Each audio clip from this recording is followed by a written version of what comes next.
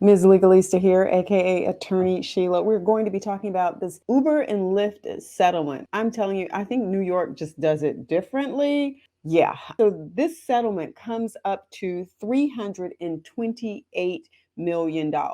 Now, let me start by saying this. A lot of times when there's a settlement, especially when there are attorneys involved, you will find that that's where the money goes. The money goes to cover all of these legal fees that came about in bringing forth this lawsuit and then getting this settlement. And then the people who actually are the ones who should be receiving some compensation because this other party did wrong, they'll get $5, $25, I don't know, maybe $150, but you usually don't see them get a lot of money. Well, in this case, there's a lot going on with this one. Like I said, New York does it different. There is an earnings floor. Like apparently they have to make, I don't want to call it a minimum wage. They're calling it an earnings floor. I don't know.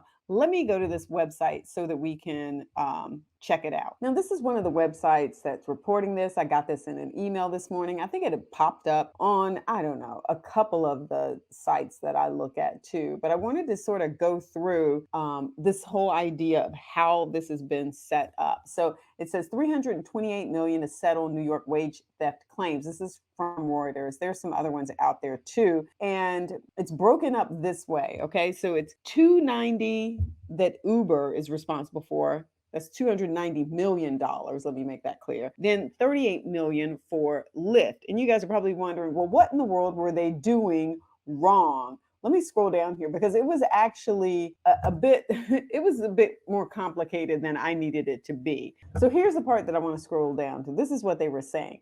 The alleged violations, first of all, occurred between 2014 and 2015 for Uber, and then 2015 to 2017 for Lyft. And this is actually going to be an issue. I'm going to take you to the page where you can look at whether or not you fall in these categories when this occurred, because you may have started working for them after they had fixed the problems. Here's this piece about the minimum. It says under the settlements, drivers outside of New York City will receive a minimum $26 per hour during rides for sick leave, adjusted for annual inflation. If we head over to the New York State Attorney General's site, this is where you really are going to see the information about this settlement.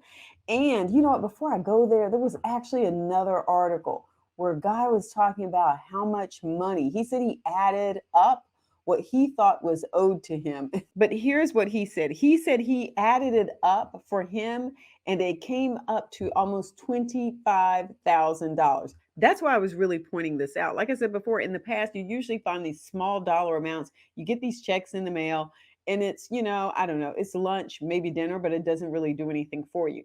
This gentleman was talking about $25,000. So let's scroll down here and take a look at this. So first of all, you see the time periods that they're talking about, and they're asking you, did you drive between these time periods?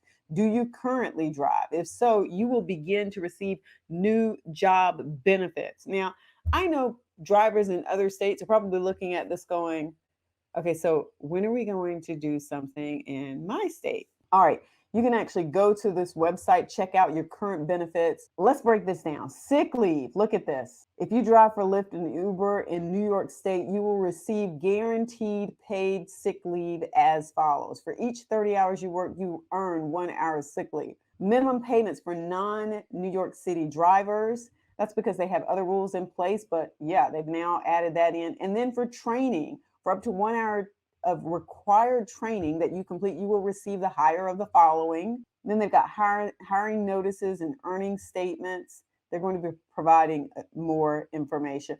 Appealing deactivations.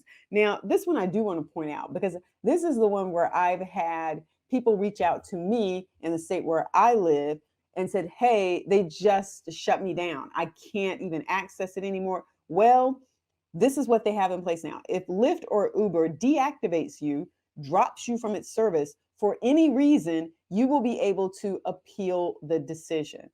How good is that? Now you actually have some recourse. And so they also have other information. You can look up here and take a look at it. What is the settlement? Do I qualify? When can I file a claim? Here's the thing to always remember. They're all, I mean, tongue twisted. There are always deadlines. So you want to make sure that you follow whatever the rules are regarding the deadline. It says here for Lyft drivers, you will be able to file a claim online beginning no later than March 1st, 2024. The settlement fund should be fully funded by November 2025. Distributions will be made through 2025. For Uber drivers, you will be able to file a claim online beginning no later than March 1, 2024. So make sure you check this page out. Make sure you go back and check out the deadlines. They were up here somewhere. I saw them, but I don't know where they went. And then they actually have this company called Rust Consulting that will be responsible for overseeing this whole settlement process. So you can go to this website and check it out. But I think this is very important. I'm trying to get the word out here about this. A lot of people don't realize that this settlement is taking place and that there are dollars on the table here that are yours for the taking. All right. Don't forget to give the video a thumbs up. Don't forget to subscribe, hit the notification bell, and peace.